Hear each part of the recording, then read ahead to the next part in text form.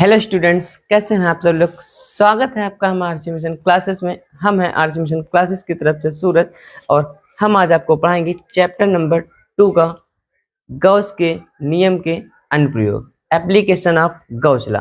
यानी कि अब हम गॉस के नियम के अनुप्रयोग पढ़ते क्यों हैं? इस वजह से पढ़ते हैं कि जो हमें इलेक्ट्रिक फील्ड ज्ञात करना होता था, यानी विद्युत क्षेत्र की तीव्रता को ज्ञात करना होता था, अगर हम गॉस के नियम का अनुप्रयोग करें तो हम बहुत आसानी से विद्युत क्षेत्र की तीव्रता को ज्ञात करते हैं, एकदम आसान तरीके से।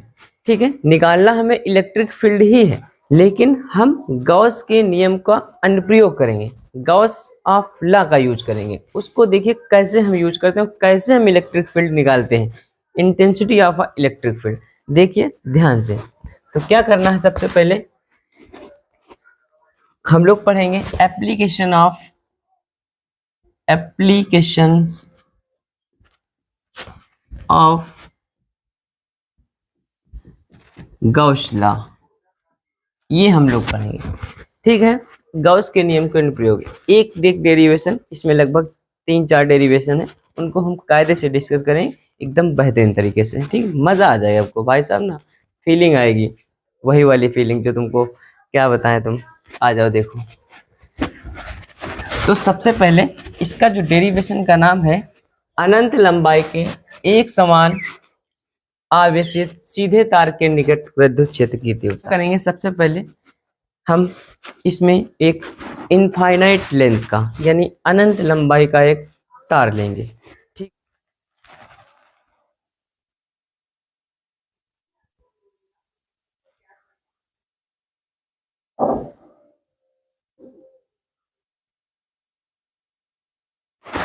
ये हमने क्या किया, इनफाइनाइट लेंथ का एक तार है। कैसा मान लिया है? इनफाइनाइट लेंथ का। ठीक है, जो ये एक समान रूप से आवेशित है, सब प्लस है। ठीक, एक समान रूप से। ठीक है, अनंत लंबाई के एक समान आवेशित सीधे तार के निकट विद्युत क्षेत्र तीव्रता, यानी इनफाइनाइट लेंथ का ये वायर हो गया, इसके निकट हम क्या करेंगे, इलेक्ट्रिक फील्ड ज्ञात करेंगे। और वो भी कैसे? गॉस के नियम का अनुप्रयोग करके। यानी गॉस के नियम का अनुप्रयोग का मतलब ये है कि phi E is equal to sigma Q upon में एप्सिलॉन नॉट, ये होती है गॉस की प्रमेय। समान रूप से आवेशित है पूरा चार्ज। अब जरा समझो। अब तुमको एक बात हमने बताई होगी पीछे, कि हमने कहा था कि गॉस की प्रमेय कहाँ कहाँ पे लगती है। गॉस की प्रमेय जो डिफाइन होती है वो गोले, ठीक, घन और तुम्हारा बेलन, इनके लिए गॉस की प्रमेय लागू होती है। गोले को इंग्लिश में कहते हैं स्फेयर, ये क्यूब होता है, ये सिलेंडर होता है। ठीक है, क्या होता है? ये सिलेंडर। तो इनमें क्या होती है, गॉस ऑफ लॉ फॉलो होती है। अब क्या करेंगे हम इसको, भाई गॉस का नियम लगाना है तो बेलन बनाओ, या तो क्या बनाओ, गोला बनाओ, ठीक, या क्यूब बनाओ। तो ये तार है, तार हम उसको क्या मान लेंगे, बेलनाकार। तो क्या करेंगे, इसके निकट आर दूरी पर, स्मॉल दूरी पर एक बिंदु कौन सा है, पी है। यहाँ पे हम क्या करते हैं, मान लेते हैं कि क्या करेंगे, हम एक बेलन बनाएंगे, छोटा सा प्यारा सा नन्हा सा मुन्ना सा। ये हमने क्या बना लिया, बेलन मान लिया। ठीक है, क्या किया हमने, ये बेलन बना लिया है।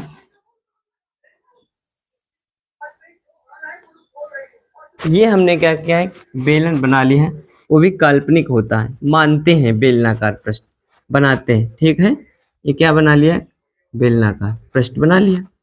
ठीक, अब इसमें हम क्या करें, गॉस का भी नियम लगा देंगे। ठीक है, ये हमने कौन सा पृष्ठ खींच लिया, गॉसियन पृष्ठ। कौन सा पृष्ठ खींच लिया, गॉसियन पृष्ठ। ये हमने क्या खींच लिया, गॉसियन पृष्ठ। अब हम क्या करेंगे, मान लेंगे ये एक बिंदु हमारा कौन सा है, पी है, यहां से अल्प भाग का क्षेत्रफल मान लेते हैं सूक्ष्म, छोटे भाग से। इस बेलनाकार जो पृष्ठ है, बिंदु P है, इसे छोटे भाग से विद्युत बल रेखा निकलेंगे। भाई देखो ये आवेशित है, अब आवेशित है तो विद्युत बल रेखा निकलेंगे। विद्युत बल रेखा यानी विद्युत क्षेत्र जो निकल रहा है ई जो निकल रहा है इस डायरेक्शन में बाहर की ओर ई वेक्टर निकल रहा है।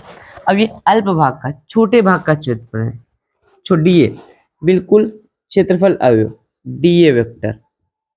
संपूर्ण होता, संपूर्ण की बात करेंगे ए, और सूक्ष्म भाग का डीए। यहां से निकलेगा, इधर से भी निकल सकता, और ये इसके जो चपटे प्रश्न है यहाँ से भी निकलेगा। ठीक है, ध्यान समझना। तो हमने क्या मान लिया, इसका अल्प भाग का क्षेत्रफल ये है छोटा सा। ई वेक्टर क्या होगा, इस डायरेक्शन में तो होगा, लेकिन एक क्षेत्रफल वेक्टर क्या होगा, डीए, इस डायरेक्शन में होगा। थीटा कितना होगा, 90 होगा। यहाँ पे थीटा कितना है, 0 है।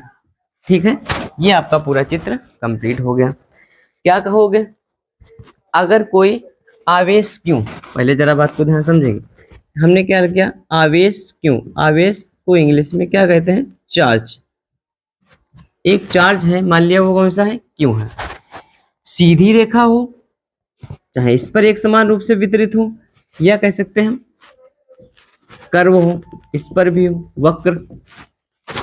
एक समान रूप से अगर वितरित है तो उसका आवेश पृष्ठ घनत्व लेम्डा बराबर होता है Q/L। यानी डेफिनेशन क्या होती है कि प्रति एकांक लंबाई पर उपस्थित आवेश को रैखिक आवेश घनत्व कहते हैं। ये हमारा लेम्डा आ गया। ठीक है, अब यही हमें क्या करना पड़ेगा, इतनी बात समझ में आए। तो ये हमारा क्या है, रैखिक आवेश घनत्व। अब जरा बात को ध्यान से, हिंदी क्या लिखोगे इसमें, हिंदी ये लिखना है, माना इनफाइनाइट लेंथ का यानी अनंत लंबाई का एक सीधा तार है जिस पर एक समान रूप से प्लस आवेश वितरित है। तो जब एक समान रूप से प्लस आवेश वितरित है तो पृष्ठ के जो प्रत्येक बिंदु पे विद्युत क्षेत्र सेम होगा। इस लाइन पे चाहे जहां आप निकालोगे इलेक्ट्रिक फील्ड सेम होगा। ठीक, D vector D vector same direction में, थीटा कितना होगा, 0। यहाँ के जो चपटे प्रश्न है ये वाले, इनका ये किसी में बेलन है तो ये चपटे प्रश्न है इसके, ये दोनों। तो यहाँ पे क्या होगा, ये तो इस डायरेक्शन में जा रहा, एरिया वेक्टर लंबवत हो गया तो थीटा 90 बन गया। तो थीटा यहाँ पे क्या हो गया, 90। तो ये अब देखिएगा बिंदु P है, यहाँ से होकर गुजरने वाला विद्युत फ्लक्स लिखोगे P point passing electric flux, electric flux क्या निकालेंगे, फाई। देखिए कैसे निकालें, फाई ई बराबर ई वेक्टर। अब क्या फाई ई होगा, जरा बात को ध्यान समझना भाई। ये क्षेत्रफल वेक्टर सूक्ष्म है, सूक्ष्म से निकल रहा है तो डी फाई होगा। कौन सा होगा, डी फाई। छोटा भाग का है तो डी फाई लगा दिया, और E vector dot D A vector, dot हटेगा कॉस थीटा लगता है, तो E vector E D A cos theta. ठीक है, अब जरा बात को ध्यान समझना, यहाँ पे थीटा 90 है तो यहाँ पे तो क्या होगा, फ्लक्स 0 हो जाएगा। ठीक ना, चपटे पृष्ठ से। लेकिन यहाँ का 0 नहीं होगा, यहाँ पे थीटा 0। तो जब थीटा 0 निकल रखोगे तो ई डी ए कॉस 0 का मान कितना होता है, 1। तो क्या निकल के आ जाएगा, ई डी ए। ये हमारा आ गया फ्लक्स। अब हमें क्या निकालना है, टोटल फ्लक्स निकालना पड़ेगा, कुल फ्लक्स निकालेंगे। भाई ये क्षेत्रफल से निकला, सूक्ष्म छोटे से प्यारे से बाबू सा निकल गया फ्लक्स। लेकिन अब क्या निकालना भाई, संपूर्ण चाहिए। ठीक है ना, बाबू तुमको संपूर्ण चाहिए, थोड़ा बाबू चाहिए क्या, नहीं थोड़ा बाबू नहीं चाहिए। थोड़ा बाबू कौन लेगा, पूरा बाबू चाहिए तुम्हें। तो संपूर्ण निकालना है। संपूर्ण निकालने के लिए क्या करना पड़ेगा भाई साहब, इंटीग्रेशन करना पड़ेगा, समाकलन लगाना पड़ेगा। ठीक है, और लगाओ कहाँ है, एरिया के साथ। तो जैसे समाकलन लगाओगे पूरा हो गया तुम्हारे पास तो डी हट जाएगा, क्या बचेगा, सिर्फ फाई ई बराबर इंटीग्रेशन लगा दिया, एरिया के सापेक्ष कर पूरे क्षेत्रफल से निकाला ई, और ये हो जाएगा डी ए। ई तो कांस्टेंट है क्योंकि प्रत्येक बिंदु पे ई सेम है, तो ई का कोई लॉजिक नहीं, ई को बाहर निकाल देंगे, निकाल दो ई इंटीग्रेशन ए डी ए। ठीक, अब बताओ ये इसकी परिधि तो है भाई साहब, इसकी लेंथ हमने क्या मान ली है, एल मान लेते हैं, इसकी लंबाई क्या है पूरी, एल हो गया। ठीक, अब एक बात बताओ, बेलन का जो वक्र पृष्ठ होता है, ये वक्र पृष्ठ ये, ठीक, क्या होता है, 2 पाई आर एच होता है, लेकिन यहाँ एच ना लेकर एल लिया है तो होगा 2 पाई आर एल होगा। क्या क्लियर है? और संपूर्ण चाहिए तो इसका मतलब ये ए डी ए बराबर हम लेंगे 2 पाई आर एल। ठीक है, रख दो यहाँ पे, क्या हो जाएगा, ये तो बाहर ही रहेगा, और इसकी जब कितना हो जाएगा 2 पाई आर एल। हमको ई निकालना है, क्या निकालना है हमको, ई। ठीक, अब तुमको हमने एक फॉर्मूला बताया है, गॉस की प्रमेय बराबर क्या होता है, बताइए जरा, फाई ई बराबर होता है कि नहीं, सिग्मा क्यू अपान में एप्सिलॉन नॉट। ठीक, तो यहाँ पे क्या लिखा है, संपूर्ण तो नहीं तो क्यों रखेंगे, सिर्फ क्यू अपान एप्सिलॉन नॉट। ठीक, तो यहाँ पे रखोगे Q upon epsilon naught E 2 pi R L. E का मान निकालना है, ये सब कहाँ जाएगा, बटे में, देखिएगा तो क्या आ जाएगा तुम्हारा, ई बराबर यही रहेगा, बाकी सब आएगा बटे में, तो 1/2 पाई आर एल, ऊपर क्या बचेगा, क्यों, जरा एडजस्ट करेंगे एक बार, 1/2 पाई एप्सिलॉन में तो छोड़, एप्सिलॉन है 2 पाई आर एप्सिलॉन, यहाँ भी 2 पाई एप्सिलॉन नॉट और क्यों एल इंटू में आर। अभी हमने आपको बताया था रैखिक आवेश घनत्व लेमडा बराबर क्यू अपान एल, तो जहाँ क्यू अपान एल है इसकी जगह हम लोग लेमडा पुट कर देंगे, तो यही हमारा ई का मान आ जाएगा 1/2 नॉट लेमडा अपान आर। ये हमारा आ गया डेरिवेशन, ये हमारा कंप्लीटली डेरिवेशन हो गया। अब इसका हम वेक्टर फॉर्म निकाल लें, क्या निकाल लें, वेक्टर फॉर्म अगर हम निकालें तो वेक्टर फॉर्म में क्या, ई पे वेक्टर चढ़ जाएगा, तो इसका फॉर्मूला जो बन जाएगा ई वेक्टर बराबर 1/2 पाई एप्सिलॉन नॉट लेमडा बटे आर, अब यहाँ पे हो जाएगा आर कैप, ये होगा वेक्टर फॉर्म इसका। ठीक है, और अगर क्या यहाँ पे तुम्हें 4 पाई बनाना है तो ऊपर नीचे 2 से गुणा कर दो, 2 हो जाएगा तो यहाँ पे 4 आ जाएगा। क्लियर है, क्लियर होगा।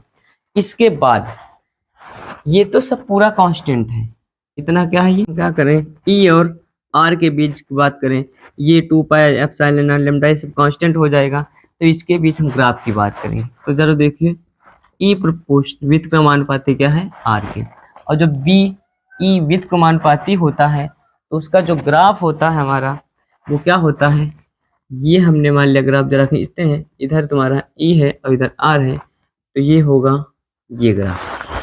ठीक है, क्यों, देखो भैया ये क्या हो रहा, अगर ये बढ़ेगा तो ये घटेगा, ये घटेगा तो ये बढ़ेगा, यानी ये इसकी टांग खींच रहा है, ये इसकी टांग खींच रहा है, ना तो ये उसको जाने दे रहा ना ये इसको जाने दे रहा, ये ऊपर जाता पकड़ के नीचे खींच लेता है, ये नीचे आता तो इसको ऊपर खींच लेता है, रेसिप्रोकल व्युत्क्रमानुपाती उल्टा है। अब कोई उल्टा होता तो बनता ही नहीं है कि नहीं, बनेगा लेकिन टाइम लगेगा, जरा समझो, इस पे ध्यान दो। अब हम देखेंगे इस फॉर्मूले पे न्यूमेरिकल कुछ, ठीक, वो न्यूमेरिकल्स जो है एनसीईआरटी के आपको कराए जाएंगे, ठीक, तो उसको ध्यान से देखना। डेरिवेशन करने के बाद 2-4 हम न्यूमेरिकल की बात करेंगे इसी बेस्ड पे। ठीक है, आइए, कोई अनंत रैखिक आवेश 2 सेंटीमीटर की दूरी पर रखा है और विद्युत क्षेत्र जो तुम्हारा दिया है 9×10⁴ न्यूटन प्रति कूलाम दिया है, तो कह रहा है इसका रैखिक आवेश घनत्व निकालना है। ठीक है, क्या करना है, तो कुछ करने की जरूरत नहीं, जो आवेश रखा है आपका कहाँ पे रखा है, वो रखा है 2 सेंटीमीटर, यानी आर का मान कितना दे दिया है 2 सेंटीमीटर। उसके बाद क्या क्या दिया है, उसके बाद जो इलेक्ट्रिक फील्ड है ई उसका मान दे दिया है 9 गुणे 10 की पावर 9 10 की पावर 4 न्यूटन प्रति कूलम दिया। आपसे क्या पूछ रहा है, आपसे पूछ रहा है कि भैया रेखिक आवेश घनत्व लेमडा क्वेश्चन मार्क। देखिएगा लेमडा निकालना है, अभी हमने आपको सूत्र पढ़ाया है, क्या पढ़ाया था भैया, ई जो बराबर होता है 1/2 पाई एप्सिलॉन नॉट लेमडा अपान में आर सूत्र होता है। लेकिन बात ये है, जरा ध्यान समझना, तुमको हमने ये बताया है कि जो 1/2 पाई तुमको पढ़ाया है कि 1/4 पाई एप्सिलॉन नॉट का मान होता है 9 गुणे 10 की पावर 9। मात्रक क्या होता है, मात्रक इसका होता है न्यूटन मीटर स्क्वायर प्रति कूलम स्क्वायर, ये इसका मात्रक होता है। अब तुम्हें यहाँ पे 2 पाई एप्सिलॉन नॉट, तो कोई दिक्कत वाली बात नहीं है। तुम्हें क्या करना है, इस फॉर्मूले को जनरेट कर लेंगे, बस 2 से गुणा कर लेंगे ऊपर नीचे, सिंपली हो जाएगा, ठीक है ना। तो क्या करें, 2 से गुणा 2 से भाग कर लिया, तो नपान में क्या हो गया 4 पाई एप्सिलॉन नॉट, ऊपर हो गया 2 लेमडा अपान में आर, बन गया हमारा फॉर्मूला। अब इसकी जगह हम कितना पुट कर देंगे 9 गुणे 10 की पावर 9, बस कुछ करने की ही जरूरत नहीं, कुछ करना ही नहीं है, रख दिया 9 गुणे 10 की पावर 9। और हमको क्या निकालना है, हमको जो निकालना है भाई साहब ये लेमडा निकालना है, और इधर 2 और ये लेमडा अपान में आर का मान कितना है 2 सेंटीमीटर, इसको मीटर में बदलना पड़ेगा, तो 2 गुणे 10 की पावर ये हो जाएगा आपका -2 मीटर में बदलेगा। इस 2 से ये 2 कैंसिल हो जाएगा, ठीक है। और ई का मान भी तो दिया है, ई का मान कितना दिया है तुम्हारा 9 गुणे इधर, तो 9 गुणे 10 की पावर 4 बराबर कितना है 9 गुणे 10 की पावर 9, और इधर क्या हो जाएगा आपका लेमडा, यही निकालना है। बट्टे में क्या बचा पावर 10 की पावर -2 बच गए, ये पावर क्या होगी ऊपर जाएगी, कितनी हो जाएगी प्लस का हो जाएगा, ऊपर 11 हो जाएगा, 9 से 9 कट जाएगा, ठीक। तो क्या बचा तुम्हारे पास 10 की पावर 4 और लेमडा इंटू 10 की पावर 11, ये पावर बटे में आएगी, बटे में आकर ऊपर चली जाएगी, भाई गुणे में है तो बटे में आएगी, तो ये ऊपर चली जाएगी, ऊपर कितनी बचेगी माइनस हो जाएगी, और 11 से 4 चला जाए कितना बचेगा 7। तो लेमडा का मान आ जाए 10 की पावर -7, मात्रक क्या होता है कूलम प्रति मीटर। ये आपका फाइनल आंसर आ गया। तो ये क्वेश्चन फिर से आ गया है, इसी टाइप का है, कह रहा कि अनंत लंबाई की एक रेखा है, यानी अनंत लंबाई का मतलब समझते हो क्या, ऐसे वही अनंत लंबाई की रेखा। अब इससे कह रहा आर बराबर 2 मीटर, कितने मीटर 2 मीटर की दूरी पर जो इलेक्ट्रिक फील्ड ई है वो 4.5 गुणे 10 की पावर 4 न्यूटन प्रति कूलम है। तो कह रहा है इसका लेमडा निकालना है क्वेश्चन मार्क। कुछ करने की जरूरत नहीं, लेमडा निकालना है तुम्हें।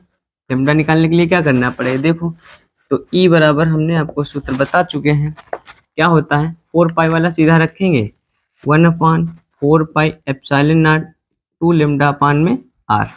इसका मान ई का मान कितना है 4.5 गुणे 10 की पावर 4 बराबर इसका मान 9 गुणे 10 की पावर 9 और 2 लेमडा अपान में आर का मान है 2 मीटर।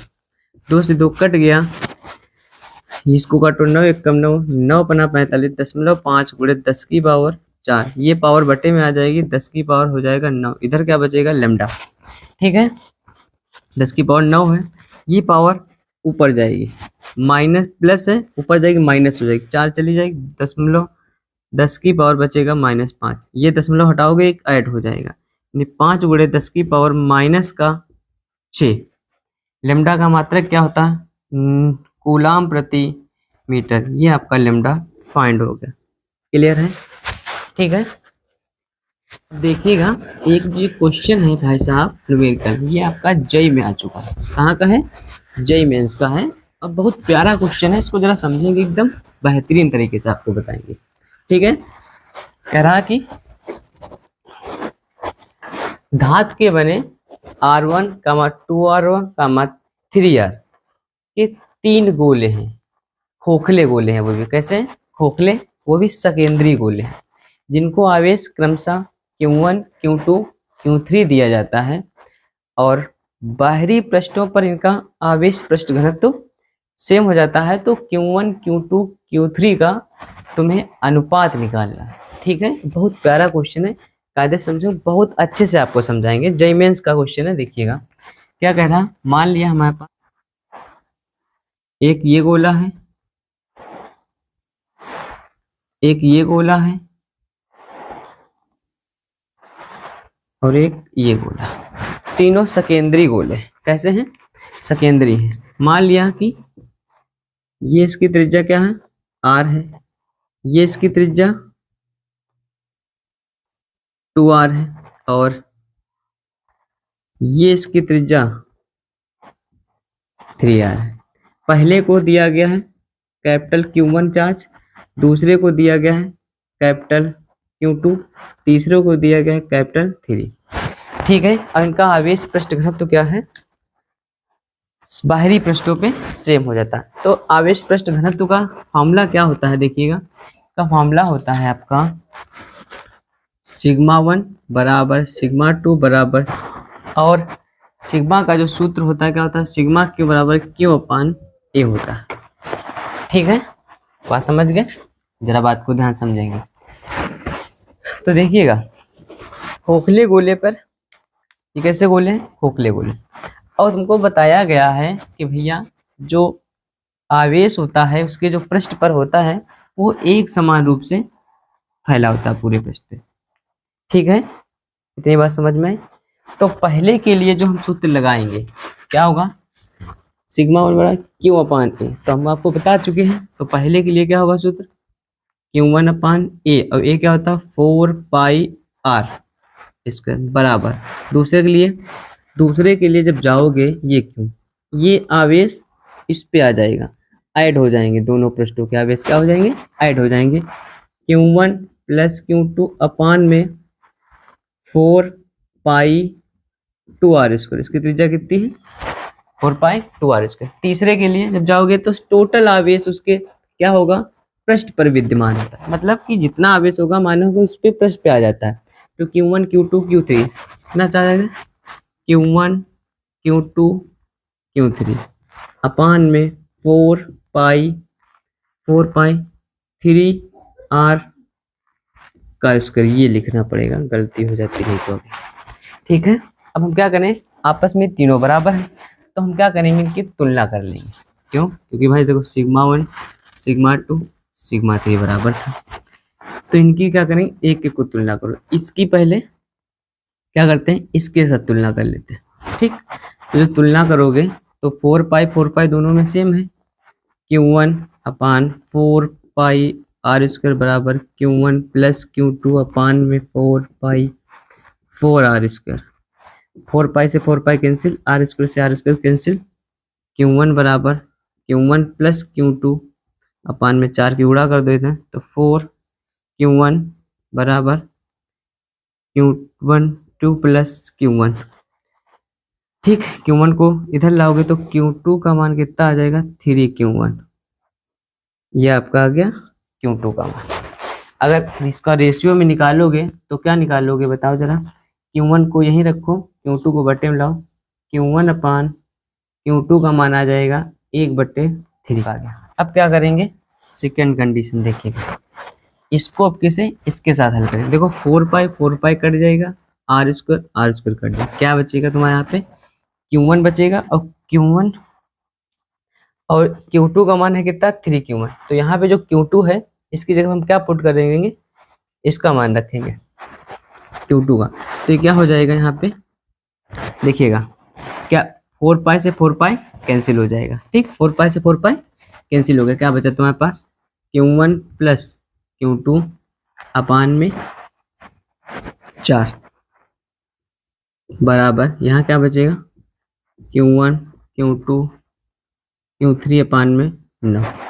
Q2 का मान कितना है 3Q1, यहाँ पर रखो कितना हो जाएगा 4 से 4 कट जाएगा, बचे कितना Q2। आगे आ जाओ, यहाँ पे कितना रख दोगे, Q2 बराबर 3Q1, तो 3Q1 रखोगे, ये कितना हो जाए 4Q1 प्लस Q3 अपान 9, इसकी गुणा कर दो 9, Q2 बराबर 4Q1, Q2 का मान तो रख दिया था, Q1 बचा ना यहाँ पे, भाई Q2 का मान रखा था 3Q1, तो 4 हो जाएगा, 4 का Q1 बच जाएगा, तो Q1 मतलब प्लस Q3, इसको उठा के इधर फेंक दो, कितना बचे, Q3 का मान आ जाएगा 5Q1, ये मान आएगा। अब अगर हम इसका अनुपात में मान निकालें तो क्या आएगा, Q1 को यहीं रखो, Q2 को बट्टे में इसको इधर लाओ, तो Q1 बटे Q3 बराबर कितना आ जाएगा, 1/5। ठीक, Q1 का मान यहाँ भी कितना है, 1/5, मतलब Q1 का मान 1, Q2 का मान 3, Q1 का मान 1, Q3 का मान 1, यानी Q1 का सेम है, Q2 का 3 हो गया, तो क्या हो जाए Q1 अनुपात Q2 अनुपात Q3 1:3:5 is the final answer.